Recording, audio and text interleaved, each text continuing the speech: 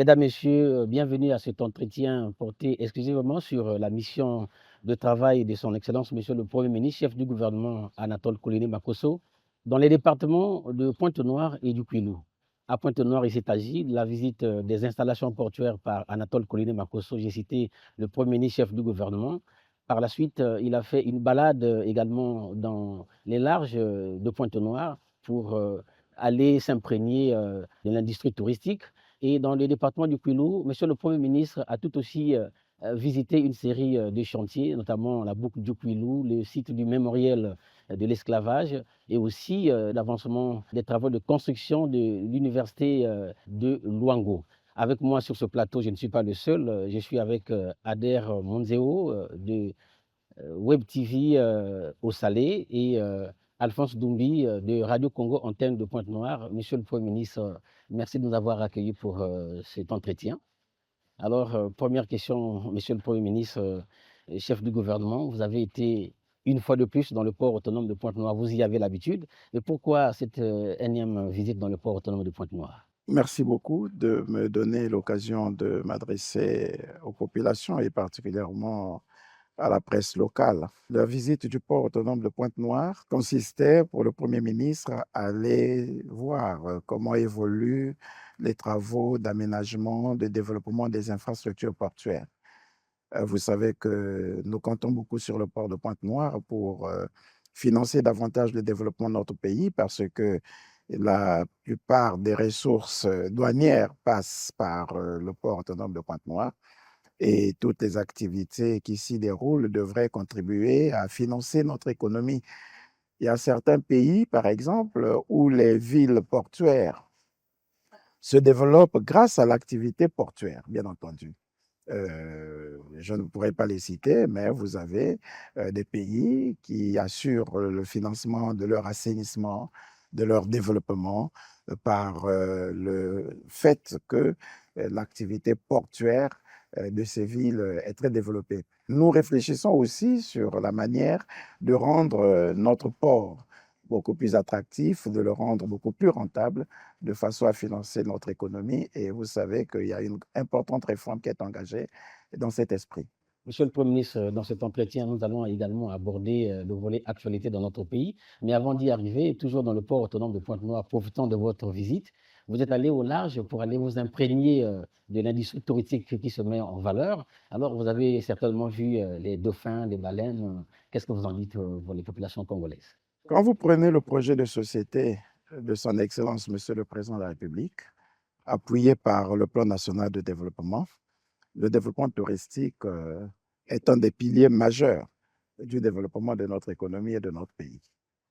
Et quand vous prenez, je disais, le projet de société, vous voyez que le président de la République a classé les zones de développement touristique en trois. Vous avez la zone de Brazzaville et le centre, vous avez la zone nord et vous avez la zone sud.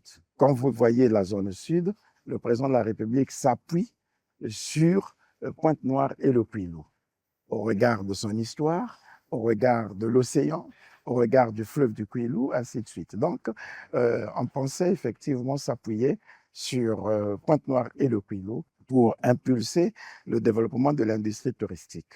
Et dans cet esprit, le tourisme maritime est un levier important du développement touristique dans tous les pays du monde. Nous avons simplement voulu explorer ce tourisme maritime en allant observer les baleines, comme sous peu aussi, nous irons observer la ponte des tortues marines.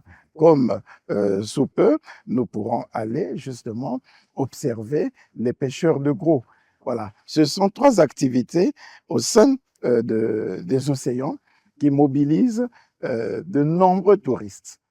Vous savez que depuis un moment, nous avons pris l'option de faire venir ici les bateaux de croisière. En 2023, nous en avons eu un.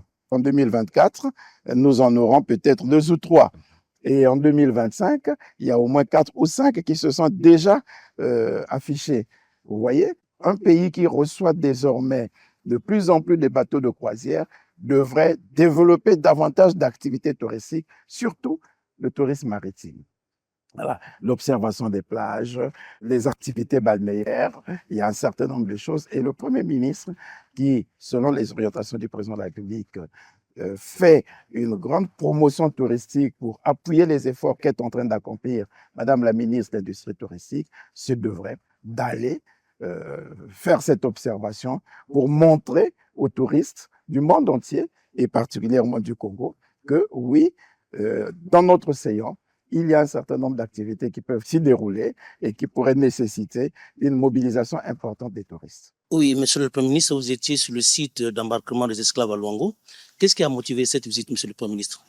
C'est toujours la promotion de l'industrie touristique. Voyez les différents piliers du tourisme. J'ai parlé du tourisme maritime, mais il y a aussi le tourisme mémoriel. Il y a aussi le tourisme culturel. Il y a le tourisme dans les forêts. Le Congo est un pays, comme on le dit toujours, béni des dieux. Mais ce n'est pas un hasard, ce n'est pas dit comme ça. Vous voyez ce pays, de façon générale, et je parlerai des départements de Pointe-Noire et de Kwilu, ces départements concentrent à eux seuls l'ensemble des caractéristiques du relief, l'ensemble des caractéristiques de la végétation, l'ensemble des caractéristiques de l'hydrographie. Vous avez un territoire qui a en son sein la mer, le fleuve, les lacs, les rivières, les lagunes, et sur une superficie de moins de 100 000 km². Vous avez tout ça pour 2 départements. C'est une richesse hydrographique importante qui devrait mobiliser davantage de touristes. Vous quittez l'hydrographie, vous prenez le relief. Les 2 départements ont en leur sein les plaines, les montagnes, les collines, les plateaux, les vallées. Ça devrait permettre un fort développement de l'activité touristique. Vous prenez la végétation. Vous avez en même temps, dans le même département, des espaces savanicoles de grande étendue, où on peut y élever des animaux de savane, par exemple. Vous avez de vastes étendues de forêts, et parfois de forêts presque vierges, où on peut y retrouver des primates. Voyez? Donc, quand vous avez des départements d'une si grande richesse, dotés d'une telle richesse par la nature, il ne reste plus que le génie humain pour que se développe une grande industrie touristique, de sorte que, en plus du pétrole, puisqu'on a toujours tendance à ne regarder que la production pétrolière, en plus du pétrole, en plus de l'agriculture, par exemple, que le tourisme soit un vivier important du développement de notre pays. Et le président de la République avait vu juste en voulant s'appuyer sur le tourisme à partir de Pointe-Noire et de Kwilu. Et notre travail consiste à faire la promotion de tout cela. Vous parlez de la baie de Luango. C'est le tourisme de mémoire. Vous imaginez cette zone d'où sont partis des milliers d'Africains qui peuplent aujourd'hui certains pays et territoires d'outre-mer. La baie de Luango, avec la route des esclaves et toute la symbolique que nous avons donnée à l'esclavage. Si l'on peut reconstituer ce site historique pour qu'on puisse promouvoir le tourisme de mémoire, vous verrez migrer vers le Congo des milliers d'afro-descendants qui voudraient revenir sur les traces de leurs ancêtres. N'est-ce pas un éveil retardé parce que les autres nous ont dévancés? Il n'est jamais trop tard pour bien faire. Lesquels nous ont dévancés? Je parle du Sénégal avec l'île de Gorée. D'accord, mais il faut peut-être espérer que ce que nous allons développer et que vous avez vu qui va se faire sur la baie de Luango soit plus impressionnant et plus emblématique que ce que vous avez déjà vu partout ailleurs. Voilà. Donc, c'est le plus important. Vous avez le tourisme culturel. Oui. Aujourd'hui, le Congo, au travers de la Constitution, a réhabilité les notabilités traditionnelles. Et au nombre des notabilités traditionnelles, vous avez les rois et les chefferies traditionnelles, qui sont dépositaires des valeurs culturelles de nos communautés, qui nous montrent d'ailleurs que l'organisation administrative n'est pas née de l'Occident, que nous avons une organisation administrative propre. Nous avons des valeurs à défendre, des coutumes, des traditions incarnées par le pouvoir royal, lequel pouvoir royal a connu une réhabilitation à la conférence nationale. Ça devait permettre à des milliers de touristes de venir à Pointe-Noire pour se ressourcer au sein de ces traditions africaines dont sont dépositaires les rois, les chefferies traditionnels de notre pays. Voilà. La preuve, il y a un musée Maluango. C'est pas pour rien. Voilà. Donc, nous avons parcouru les deux départements et nous sommes allés sur le site de la baie de Luango. C'est pour continuer à faire la promotion du tourisme et amener les compatriotes à comprendre que oui, dans le tourisme, nous avons tous les leviers nécessaires de développement de notre pays. Que le tourisme est un vivier important d'emplois, d'opportunités et de création de richesses. C'est l'occasion pour moi donc de féliciter, d'encourager, de soutenir ces jeunes qui se sont lancés dans les activités de développement touristique avec leur tour opérateur.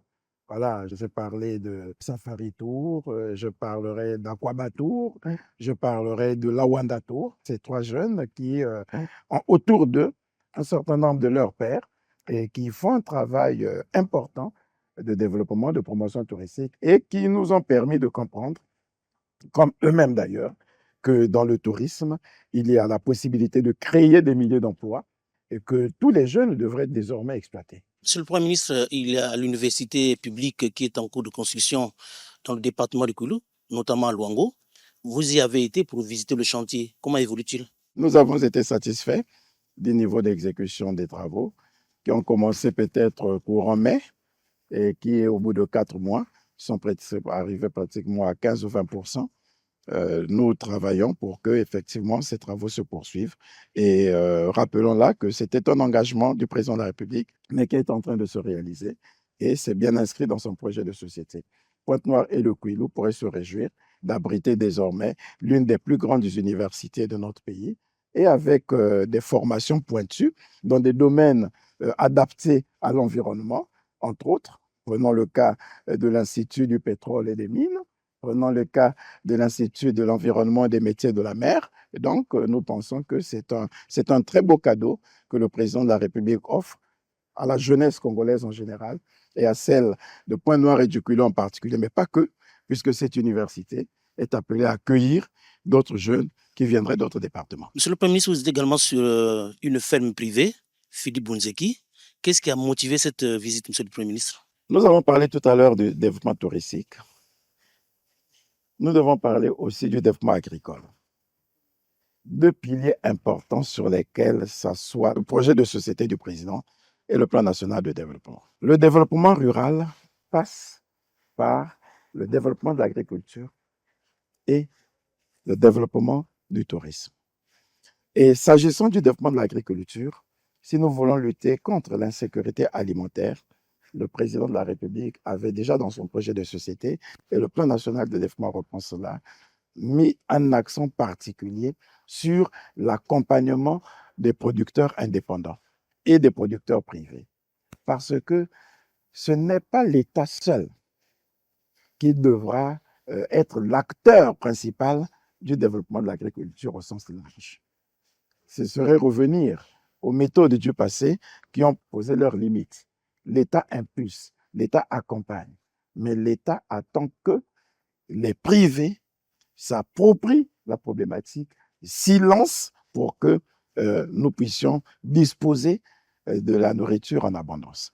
Je peux déjà me réjouir de ce que ici à Pointe-Noire et dans le Kouilou, je crois que les éleveurs, les agriculteurs ont compris le problème et se sont déjà engagés à développer cette agriculture pour permettre de réduire le taux de dépendance alimentaire de notre pays. Près de 60% des œufs de table sont produits ici à Pointe-Noire pour la consommation nationale. Près de 60% des œufs de table sont produits ici à Pointe-Noire par des opérateurs privés. Pratiquement, Pointe-Noire et le Kouilou importent moins les produits maraîchers. Ces produits maraîchers sont fournis par des producteurs locaux. Et le gouvernement se doit d'appuyer ces efforts en étant présent pour que les populations se mobilisent davantage, se lancent davantage dans la production agricole. Et c'est pour cette raison que nous avons été soutenir ce compatriote et qui a développé une grande ferme agricole que nous avons appréciée avec de grands étangs, avec une pisciculture très bien développée, et nous l'encourageons, comme nous encourageons bien d'autres acteurs et qui s'engagent dans cette aventure, comme le président de la République d'ailleurs. Monsieur le Premier ministre, vous avez parlé du soutien du gouvernement vis-à-vis des opérateurs dans le secteur de l'agriculture. Alors, comment est-ce que vous pensez les accompagner? Est-ce qu'en allant les voir pour les encourager simplement dans cette initiative, ou bien vous voulez mettre sur pied une politique matérialisée? Ben, la politique est déjà en marche, notamment la grande réforme foncière qui permet aux agriculteurs qui voudraient se lancer dans ce secteur de l'économie de disposer des terres, ne serait-ce que en se rapprochant du ministère en charge des affaires foncières et en tirant avantage des réserves foncières que le gouvernement crée pour mettre à la disposition des agriculteurs ou des agripreneurs. C'est déjà important. Il y a un certain nombre de facilités qui sont accordées aux entrepreneurs agricoles, notamment en termes de fiscalité. Vous avez des produits, des équipements, des matériels agricoles qui sont exonérés de droits et taxes de douane. C'est quand même déjà important. En accordant d'autres facilités, notamment, par exemple, en réduisant les importations proportionnellement à la capacité de production des nationaux. Je vous ai dit tout à l'heure que nous produisons pratiquement déjà dans notre pays près de 60 à 80% d'œufs de table. Ça devrait amener le gouvernement à réduire les importations pour permettre aux Congolais de consommer la production locale. Parce que si dans le même temps, les importations ne sont pas régulées, le marché congolais risque d'être envahi par le marché extérieur et la production congolaise risque de ne pas prospérer. Donc, vous voyez, les aides que le gouvernement met à la disposition des agriculteurs, des éleveurs, sont quand même des aides assez importantes. Il ne faut pas les négliger. Et puis, bien entendu, il y a bien d'autres choses. Nous travaillons pour qu'il y ait des facilités dont ils peuvent bénéficier de la part des banques, en accompagnant au travers des crédits revolving qui permettront justement à ce que, lorsqu'une ressource est mise à la disposition d'un établissement bancaire, la banque accorde les crédits aux opérateurs à des taux bonifiés et au fur et à mesure que l'opérateur travaille en bourse, ça permet à la banque de financer bien d'autres agriculteurs. Donc, on a un vaste programme de soutien, d'accompagnement des agriculteurs. Pour appuyer les engagements du président de la République, chef de l'État, vous êtes parti dans le Kouilou, vous avez aussi visité les chantiers de la boucle du Kouilou lancé depuis 2020. Les populations qui peinent à se déplacer sont en train d'attendre la finalisation des travaux. Mais on a l'impression que les travaux piétinent, monsieur le Premier ministre. La route du développement passe par le développement de la route.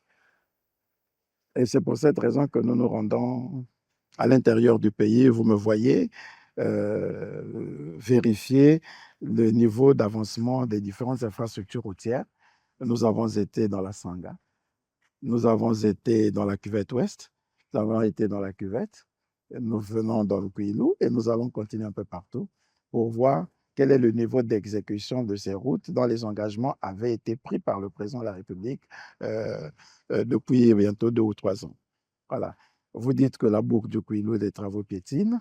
Je ne sais pas si vous vous êtes rappelé qu'en 2020, le district de Kakamweka était totalement enclavé.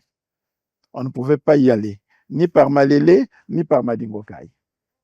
Et si vous osez faire la route par Malélé comme par Madingokai, c'était la croix et la bannière. Vous partez d'ici pratiquement à 8 heures pour arriver là-bas vers 20h, 21h. Par Malélé, c'était pareil. Aujourd'hui, nous avons fait 2h30 pour partir de Tizalamou à Kakamweka. Voilà. Et avec beaucoup d'arrêts d'ailleurs. Nous avons fait moins de 3 heures pour partir de Kakamweka à Malélé. Contrairement à ce que vous pensez, l'engagement du président de la République d'améliorer la circulation sur la boucle de Kouilou, cet engagement est tenu. Cela dit, l'idée pour nous, ce n'est pas de nous limiter au travail de la route latérité telle que nous venons de le faire. Le grand défi, c'est parvenir un jour à avoir une route asphaltée, une route bitumée. Mais le gouvernement n'a pas perdu cela de vue. Ce qui compte aujourd'hui, c'est d'avoir stabilisé cette route et de faire en sorte que les populations puissent circuler librement. Et à ce sujet, comme nous l'avons fait pour la route qui conduit désormais en Zambie, il y a un entretien routier permanent qui se fera sur ces routes, sur toute l'étendue du territoire national. Tout le réseau routier va bénéficier désormais d'un entretien permanent qui va faire à ce que ce soit en période de pluie, que ce soit en période de saison sèche, la circulation ne soit plus perturbée, soit par des bourbiers, soit par des bancs de sable. Voilà. Donc, on pourra avoir désormais une circulation fluide qui peut permettre aux usagers de ces routes-là de rouler à une vitesse moyenne de 60 à 70 km par heure jusqu'à destination. Dans les districts de Nzambi, on parle d'une projection, sinon un projet de construction de ponts. Vous avez vu les bacs de la Namibie, comment les populations peinent à se déplacer, de partir de telle rive à un autre. Est-ce que vous avez quelque chose à nous dire là-dessus? C'était aussi un engagement du président de la République. Le pont sur la Namibie va être construit. Nous avons été avec l'entreprise adjudicataire qui a bénéficié du marché de construction de ce pont sur près de 100 mètres. Et cet engagement aussi va être tenu. Je peux déjà annoncer aux populations qu'il n'y a aucune inquiétude de ce point de vue. Le financement est presque bouclé et il n'y a que quelques formalités administratives qui doivent se poursuivre, qui devraient permettre à l'entreprise de commencer ses travaux au plus tard 2025. Monsieur le Premier ministre, il y a un projet qui tient à cœur le peuple congolais. Il s'agit du barrage du Sonda. Où en est-on aujourd'hui, monsieur le Premier ministre?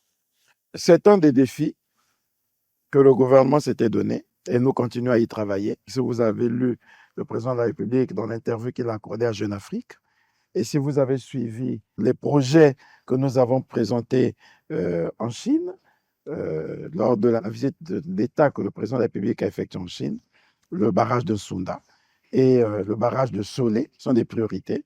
Et nous continuons à travailler avec les partenaires qui se proposent de financer ce projet en BOT. Voilà. Donc, de la même manière que vous avez vu que nous avons commencé à assurer la concession des barrages hydroélectriques, des barrages d'Imbulu, de Mukukulu, du Djoué, nous travaillons aussi pour que nous ayons des partenaires qui prennent en concession ce barrage de Sunda et nous y travaillons. Monsieur le Premier ministre, nous allons aborder cette fois-ci le volet actualité dans notre pays. Ader Mounzeo est bien présent pour la suite de ces questions. Monsieur le Premier ministre, bonjour. Bonjour. Alors, cette randonnée dans le Mayombe, dans le Kouilou profond, ne vous a pas déconnecté de l'actualité. Vous savez bien que le président de la République, au nom du peuple congolais, a pris la vice-présidence du FOCAC tenu à Pékin récemment. Alors, est-ce la matérialisation du leadership du chef de l'État et la confirmation de la bonne santé des relations sino-congolaises? Il faut déjà dire que ce n'est pas la vice-présidence. C'est la coprésidence. Co-président. La coprésidence. Donc, le Congo et la Chine vont présider ensemble le programme du Forum de coopération Afrique-Chine qu'on appelle FOCAC, au cours duquel, pendant 3 ans, le Congo, la Chine et l'ensemble des pays africains devraient identifier un certain nombre de projets importants d'infrastructures qui doivent se développer au sein du continent. Donc, le choix du Congo, vous l'avez dit, est la preuve de l'étroitesse des relations d'amitié entre la Chine et le Congo et surtout l'étroitesse des relations entre le président Xi Jinping et le président Denis Sassou Nguesso. Souvenez-vous que lorsqu'il avait été élu, la première visite du président Xi Jinping en 2013 était la République du Congo. N'oublions pas que c'est à Brazzaville que le président Xi Jinping et le gouvernement chinois ont installé la plus grande agence de la Banque sino-africaine, c'est-à-dire ce que nous appelons la Banque sino-congolaise pour l'Afrique. Donc, c'est ici que la Chine a installé l'établissement bancaire à partir duquel il devrait aller à la conquête d'autres marchés économiques au sein du continent. Donc, en reconnaissance de tout cela, bien entendu, le Congo a été choisi pour co-présider cette édition pendant 3 ans. Monsieur le Premier ministre, il y a un phénomène qui devient viral, les réseaux sociaux. Les réseaux sociaux, vous avez tout sur la toile, les documents administratifs, l'intrigue envers les autorités. Alors, je ne sais pas comment, monsieur le Premier ministre, vous et votre gouvernement, pourriez-vous, n'est-ce pas, faire de telle sorte que ce phénomène ne soit peut-être pas éradiqué parce que peut-être on ne pourra pas le faire, mais qu'il soit un phénomène au moins absorbé. Contrôlé. Bon, j'ai déjà eu l'occasion de le dire dans un ouvrage en 2019, lorsque j'écrivais sur le génocide en droit à l'épreuve du génocide de l'émotion.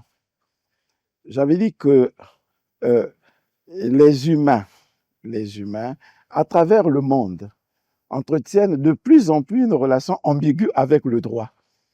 Le droit n'est plus le seul instrument de réparation de torts, de distribution de la justice. Croyant de moins en moins au droit et dans la capacité du droit de distribuer la justice, les citoyens ont pris l'habitude de vouloir se faire justice eux-mêmes. Et c'est pourquoi vous voyez des manifestations, des mouvements de rue. Et les réseaux sociaux deviennent pour les citoyens une arme redoutable qu'ils utilisent parfois à tort et à travers pour se défendre ou pour se faire entendre.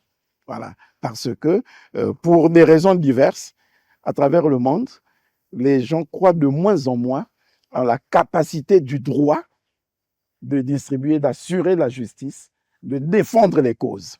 Voilà. Et ils ont pris la résolution de se faire justice eux-mêmes et se servent entre autres des réseaux sociaux. Bon, que voulez-vous?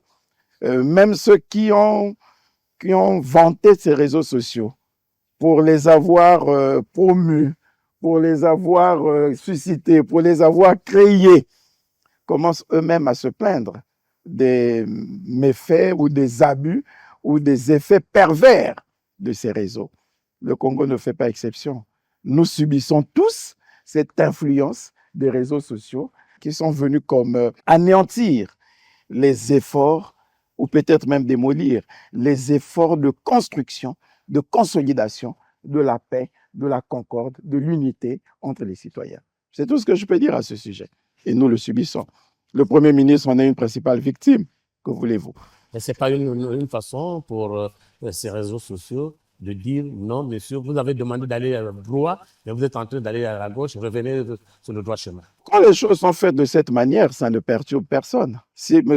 Ader Mungengi Muzeo commet une faute et qu'il est interpellé par les réseaux sociaux, il prend cette interpellation comme une critique, comme un rappel à l'ordre.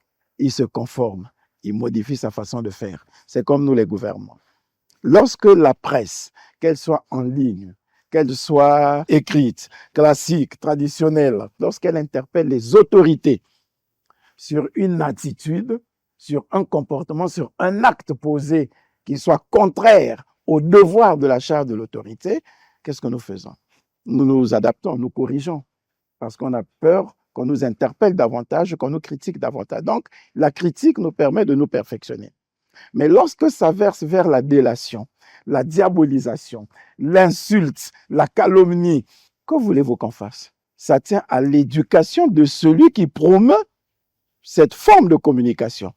Voyez, quelqu'un décide de vous injurier sans cause. Que pouvez-vous faire contre cette personne? C'est son éducation. Vous encaissez, vous avancez. Puisqu'il ne vous a pas critiqué, il vous injurie. C'est comme vous êtes en train de passer, quelqu'un de sa maison vous injurie. Vous faites quoi? Vous ne vous arrêtez pas. Vous avancez. Parce que si vous vous arrêtez et vous venez l'interroger, pourquoi tu m'as injurié? Il faut donc que vous entrez dans sa maison. Ça peut être assimilé à une violation de domicile. Vous allez le menacer. Ça peut être assimilé à une menace ou à des violences et voies de fait. C'est vous qui serez en infraction. C'est pour cette raison que vous nous voyez. Quand on nous attaque et quand on se rend compte que ces attaques ne sont pas objectives, on avance sans chercher palabre, comme on le dit. Mais ce que le Premier ministre a fait, répondant à une question qui lui a été posée par un député, et je crois que je suis intervenu à ce sujet à l'Assemblée nationale, je répondais à une question du député Gavet, qui m'interrogeait sur cette dérive administrative, mais je dis que c'était puni par la loi, que le statut général de la fonction publique définissait les sanctions qu'encourait quiconque se livrerait à la divulgation du secret professionnel. Pourquoi on arrive à la divulgation du secret professionnel? Pourquoi on arrive à vivre que le fonctionnaire se permette de prendre un document administratif qui n'est pas destiné à la consommation du large public, qui est un document interne et qui le met dans la rue? C'est la crise de la déontologie professionnelle.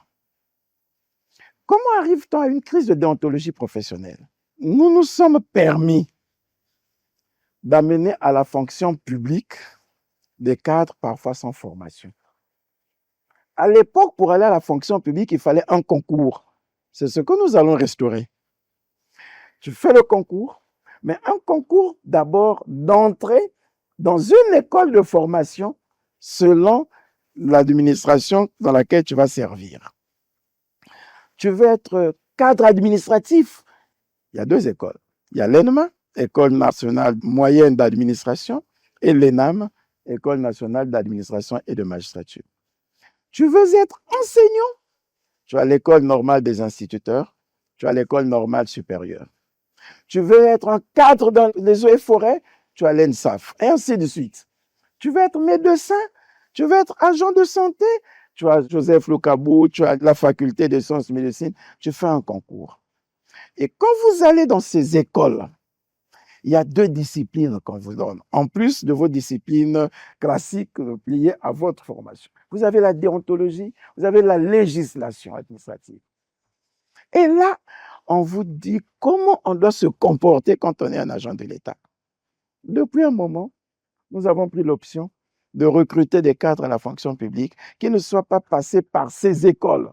Donc, quand ils arrivent, ils ont perdu toute éthique. Ils n'ont pas étudié ça. Ou s'ils ont étudié, bon, ils sont corrompus par la machine qui va les broyer. Ils se le permettent sans se rendre compte que les actes qu'ils posent sont des actes graves. Je l'ai dit. Ce n'est pas d'aujourd'hui. Je l'ai écrit dans un livre. Vous avez juste vu le fait que c'est un livre du PCT. J'ai écrit un livre sur le cinquantenaire du Parti communiste du travail, le jubilé. J'ai rappelé ce qu'on attendait d'un agent de l'État, d'un fonctionnaire. À l'époque, je n'étais même jamais attaqué. Mais j'avais déjà dénoncé ces comportements dans un livre. Voyez-vous? Donc, c'est pour vous dire que c'est un problème réel et nous devons travailler à éduquer les citoyens. Comment pensez-vous? Ce qui gêne, c'est pas celui qui publie. Comment pensez-vous le faire, cette éducation? Comment allez-vous mener cette éducation? Mais en commençant par appliquer les sanctions telles que c'est prévu dans la loi sur le statut général de la fonction publique. J'ai rappelé cela dans la circulaire. Vous savez, dans d'autres pays, en France par exemple, on a créé une infraction, vol et recel des documents administratifs. Voilà. Quand le fonctionnaire va constater que le fait d'avoir fait publier un document, d'avoir favorisé la publication d'un document administratif qui n'était pas destiné à un large public, et que sur cette base, il subit les sanctions qui l'encourent d'après la loi. Blâme, abaissement de grade, révocation avec ou sans droit de pension, les gens vont commencer à prendre peur. Ils ne le feront pas. J'ai dit, et ça a encore été mal interprété, Des juristes se sont mis à cœur joie en train de critiquer le Premier ministre parce qu'il a dit que l'agent peut faire ouvrir une information judiciaire. Le Premier ministre n'a pas dit peut ouvrir une information judiciaire parce que ce n'est pas lui qui ouvre l'information judiciaire. Il fait ouvrir, c'est-à-dire il engage la procédure. Si je dois saisir le procureur de la République, je saisis le procureur de la République. Parce que le procureur de la République agit sur plainte ou sur dénonciation. Moi, je suis chef de service. Je constate qu'un document qui relève de mon service s'est retrouvé dans la rue. Ça peut être sur les réseaux sociaux, ça peut être dans vos journaux. Celui qui vous parle a été substitut du procureur. Il a requis contre des gens qui se sont livrés à cette pratique et nous sommes dans les années 2000, 2005, 2006, 2007. J'ai connu, paix à son âme, Ghislain Simplice Ongouya à la barre, le journaliste, le directeur de l'Observateur. J'ai connu Fortuné Dombé à la barre. C'est là. Ils étaient maîtres dans la soustraction frauduleuse, dans le recel des documents administratifs qu'ils publiaient dans leurs journaux. Regardez les procédures là-bas. Ils ont été jugés, condamnés. Et il m'arrivait de requérir plutôt à la relaxe parce que j'estimais que le droit sur la liberté de la presse commandait que celui qui s'est senti lésé puisse exercer son droit de réponse pour mettre un terme à la polémique. Mais malheureusement, avec les réseaux sociaux, on a du mal. Quelqu'un se lève un matin, il publie des faux documents sur Anatole Koliné Makosso, ou il publie des documents qu'il ne comprend pas lui-même, ou sur n'importe quel ministre, sur n'importe quel cadre. Qu'est-ce que vous allez faire? Vous ne descendrez pas là pour... Non. Mais on va rechercher celui qui s'est permis de prendre un document secret et de le mettre à la disposition. Quand je vais saisir le procureur de la République, qui lui va engager la procédure pour saisir le juge d'instruction, il dira, moi, oui, j'ai été saisi par dénonciation ou par plainte de telle administration que j'ai fait. C'est pour cette raison que la phrase dit « fais ouvrir », pas « ouvrir ». Je vous ai vu vous étendre là sur des débats de Byzance. Le Premier ministre ne verse pas dans les palabres stériles. Restons toujours dans ce même registre. On ne peut pas parler de l'actualité sans parler de la proximité. Vous êtes à Pointe-Noire actuellement, vous étiez dans le Kouilou. Mais on va revenir un peu, monsieur le Premier ministre, souffrez un peu qu'on revienne sur la question brûlante des routes. Déjà, le climat, il est déjà gris, le ciel est gris, la saison des pluies va bientôt commencer. Et on a vu la municipalité de Pointe-Noire engager ça et là quelques travaux, mais il y a des grands axes qui méritent une attention particulière avant la tombée des pluies, notamment la route nationale numéro 5, aujourd'hui route nationale numéro 4, et l'ensemble du tissu routier de Pointe-Noire. Les chefs d'entreprise, les entreprises adjudicataires qui ont reçu les avances de démarrage ne nous ont pas dit que nous ne pouvons pas prendre parce que la saison de pluie commence, on ne pourra pas travailler. Donc l'État avait pour obligation de mettre à la disposition des entreprises adjudicataires les fonds nécessaires pour leur permettre de travailler. Ça a pris du retard. Aujourd'hui, c'est chose faite. Vous n'allez pas encore reprocher à l'État d'avoir donné cet argent alors qu'il pleut. Qu'aurions-nous fait? On ne mettait pas l'argent à la disposition des entreprises et qu'on dise que non, l'État avait menti. On vous avait dit que ça avait tout un processus. C'est des axes importants. Vous voyez, 5 ou 6 grandes voies sur Pointe-Noire seulement. Vous parlez de la Nationale 4. Voilà, sur près de 20 km jusqu'au rond-point de Luango. Et quand vous voyez l'état de cette route, vous prenez la Nationale 1 de l'hôpital de Luanzili jusqu'à l'avenue Tchister. Vous voyez l'état de dégradation de cette route. Vous prenez une route nouvelle, l'avenue Tchister, qui part du rond-point Tchister jusqu'au marché de la Liberté. Vous prenez une autre route nouvelle, du marché de la Liberté jusqu'à Mpaka là-bas. Vous prenez l'avenue d'Antoinette Sassou Nguesso, qui passe par Mongompoupou, Makayabou, voilà. Vous prenez l'avenue Denis Sassou Nguesso, qui va passer par le rond-point Kassai, en passant par le marché du Oui, avec un pont supérieur. Le prolongement de Charles de Gaulle, voilà. Vous prenez l'avenue Bitelika Ndombi, puis il y a des travaux. Ne pensez pas que ce sont des petits ouvrages. Et qu'on pouvait, comme ça, sur une petite note, sans tenir compte de toutes les précautions à prendre, qu'on devrait mettre de l'argent à la disposition des entreprises. Voilà. Maintenant que l'argent commence à être mis à la disposition des entreprises, les entreprises vont travailler. Maintenant, si les entreprises vous disent que compte tenu des pluies, nous allons retarder, quelle est la responsabilité du gouvernement? Voilà. Doit-on méconnaître là la volonté du président de la République et du gouvernement d'avoir mis à la disposition de la ville de Pointe-Noire les ressources nécessaires pour la construction, la réhabilitation de ces grandes infrastructures? Non. L'engagement a été pris et il est en train d'être exécuté. Monsieur le Premier ministre, nous allons bientôt aborder la rentrée scolaire, la rentrée des classes. Mais avant d'arriver à la rentrée des classes, il y a eu des résultats de cette année, notamment sur les examens d'État. Alors, un mot à l'endroit des élèves qui vont aller, à l'endroit des parents et des enseignants. Ben, une bonne reprise. L'année scolaire va s'ouvrir sous peu. J'ai vu que les ministres en charge des enseignements ont déjà rendu public le calendrier de rentrée.